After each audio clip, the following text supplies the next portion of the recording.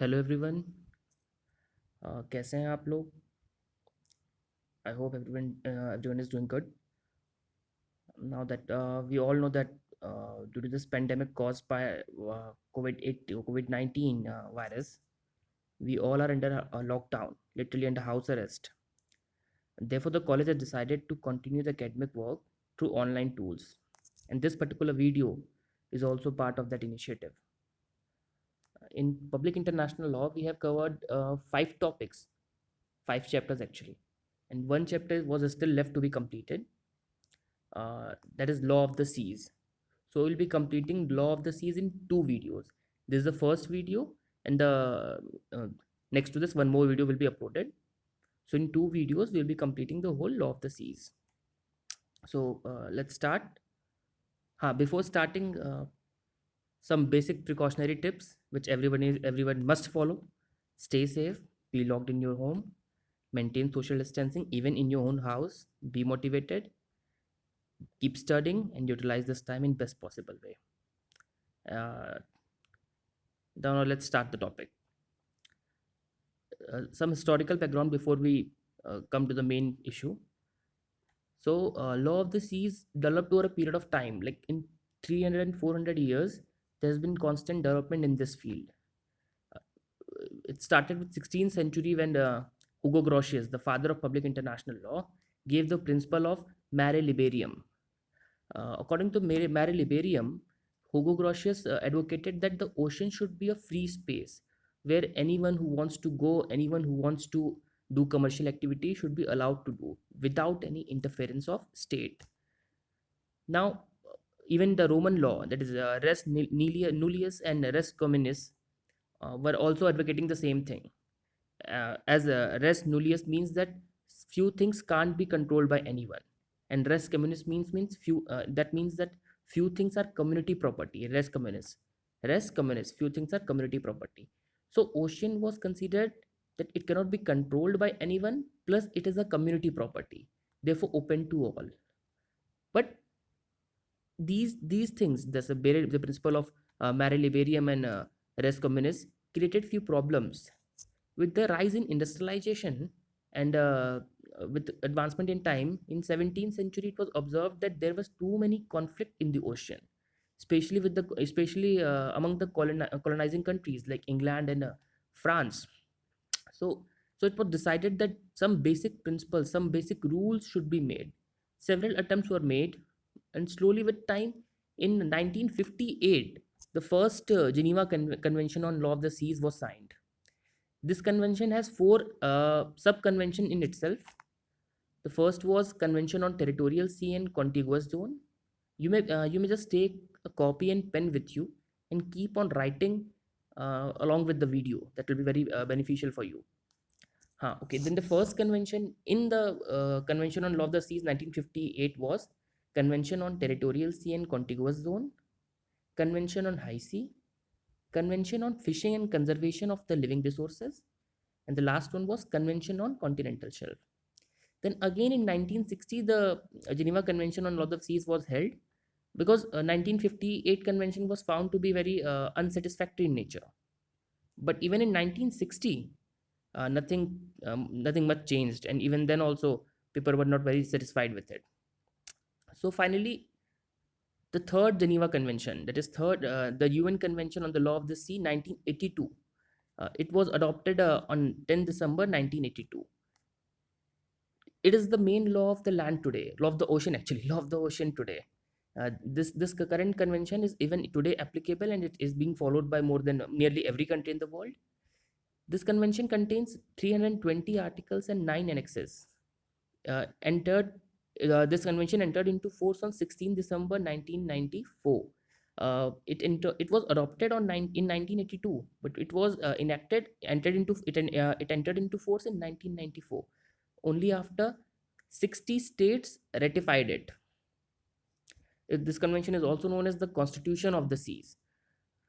So you can understand the importance of this convention. If people are calling it Constitution of the Seas, that means that everything, anything, whatever happens in the sea is regularized by this convention. That what part of the sea will be under which country, which what should be the trade route in the sea, how the trading has to be done in the sea, what will happen in case of conflict between two different nations. Everything is controlled or is regulated by this particular convention. So in this chapter, we have to study five main concepts. The first concept which we have to study is territorial sea. Territorial sea is that part of the sea which is adjacent to the coastal state and which is bounded by the high seas on its outer edge, and the coastal state exercise its sovereignty over this area as it exercises over its internal water. So basically, you have to understand that territorial sea, which is just adjacent to the land mass, is part of the territory. It is considered as a part of territory by the adjacent country. Uh, just let me show you. See, for example, if this is the land mass, if this is the land area, this part, this 12 nautical mile area, the territorial sea, will also be considered as the territorial water of this country, this state. And this will be the national airspace, which will be run and regulated by the country which is adjacent to the ocean. Okay. The Article 3 of the 1982 Sea Convention limits the breadth of the territorial sea to 12 nautical miles, measured from baseline determined in accordance with the convention.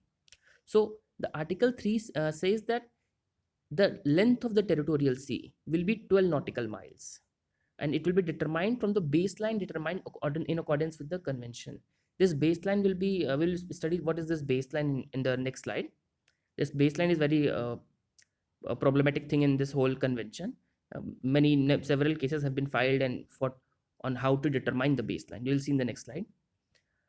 See, then normally a sea baseline follows a low water line, but when coastline is deeply indented market, and has fringing islands or is highly unstable, straight baselines may be used. So basically, there are two baselines. First is low water baseline, and the next is, just a minute, and next is straight baseline. So there are two baseline. Low water baseline, when the sea baseline is normal, and if the coastline is indented and has fringing islands, then straight baselines. Okay. So this is territorial sea which we were discussing. 12 nautical miles. You have to keep in mind it is 12 nautical miles from the baseline. This is the baseline. Baseline where the land ends and the ocean starts. This is the baseline, and from baseline till 12 nautical miles, this is territorial sea. Remember, this sea is part of the adjacent state. Okay. Also, just have a look at this other terminologies which are coming in this slide. One is contiguous zone. It will be discussing it in the next slide. In this step in this video only.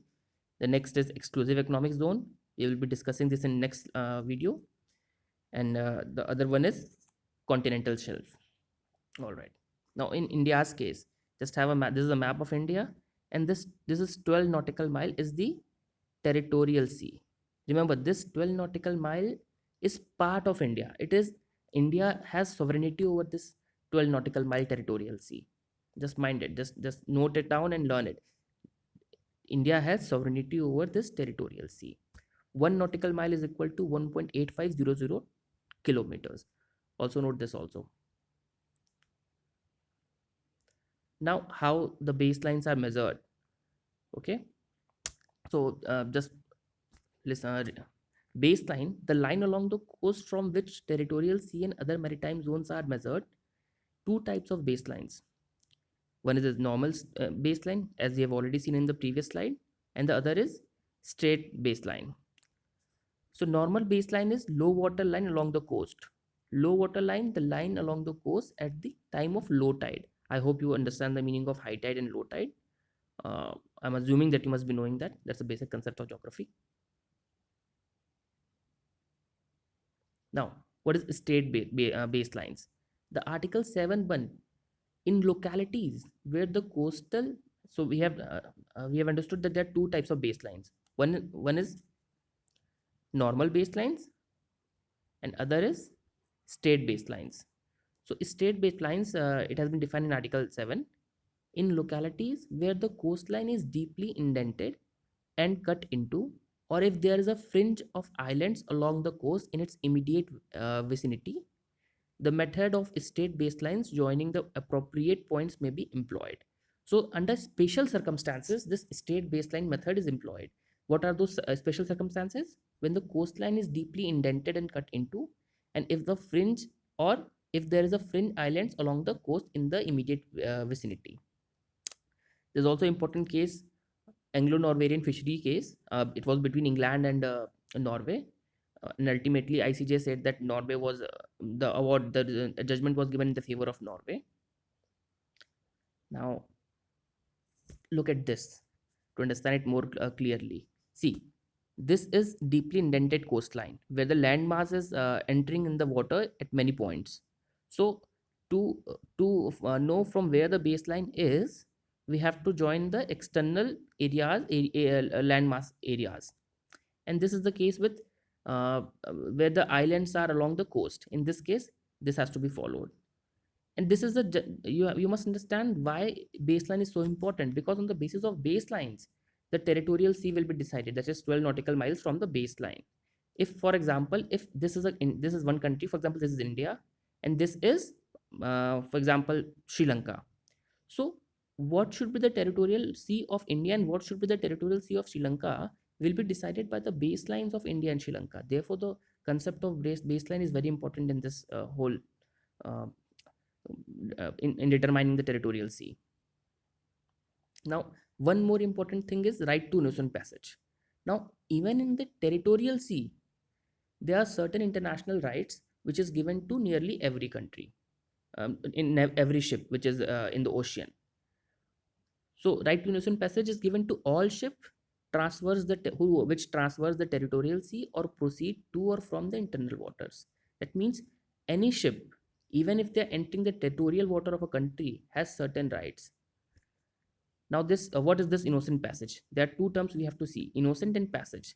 That first thing is it should be continuous and expeditious. Okay, it should be continuous and expeditious. Second, it should be innocent. What does innocent mean? Innocent means it should not be prejudicial to the peace and good order or security of the coastal state. That means if this passage affects the peace, good order, or security of the coastal state, then it is not innocent. All right, then it is not innocent. To be a passage to be innocent should not affect these three things. Also, the passage of a foreign ship is innocent so long as, just a minute, sorry. The passage of the foreign ship is innocent so long as it is not prejudicial to the peace, good order, and security of the coastal state. The Article 19, one of the UN Convention on Law of the Sea, says this. Another important case is Corfu Channel case. Uh, this case was about warship, that whether a warship should be given right to an ocean passage or not. Sorry, what not warship, submarines. Okay, contiguous zone. Contiguous zone. Just have a look at this slide before.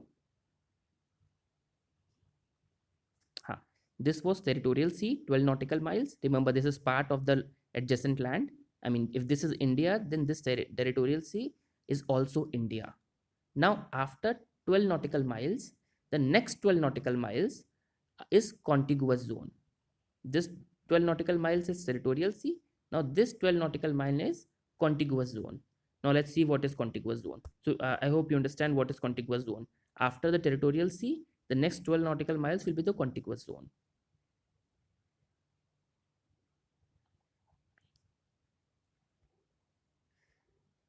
In a zone contiguous to its territorial sea, described as contiguous zone, the coastal state may exercise the control to prevent infringement of its custom duties, fiscal immigration, sanitary laws, and regulation within its territory or territorial sea. B.